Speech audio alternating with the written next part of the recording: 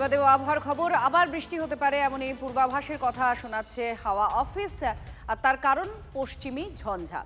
আমরা এই বিস্তারিতভাবে জানবো আবহাওয়া সম্পর্কে। কমলেশ আমাদের প্রতিনিধি জানাচ্ছেন। কমলেশ, কবে হতে পারে এই বৃষ্টি? এই পশ্চিমী ঝঞ্ঝার জন্য বৃষ্টি হওয়ার ক্ষেত্রে কতদিন চলতে পারে?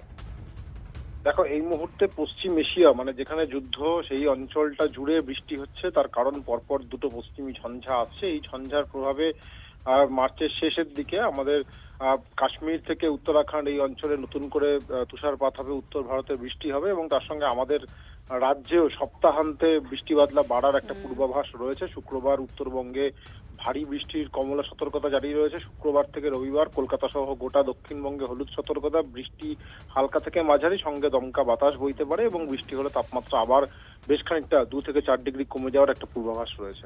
ধন্যবাদ।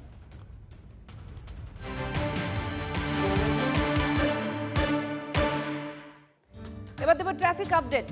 কি রয়েছে ট্রাফিক আপডেট? সকাল থেকে শহরের যান চলাচল এখনো পর্যন্ত স্বাভাবিক আছে বলেই খবর পাওয়া যাচ্ছে। কোনো দুর্ঘটনার খবর এখনো পর্যন্ত পাওয়া যায়নি।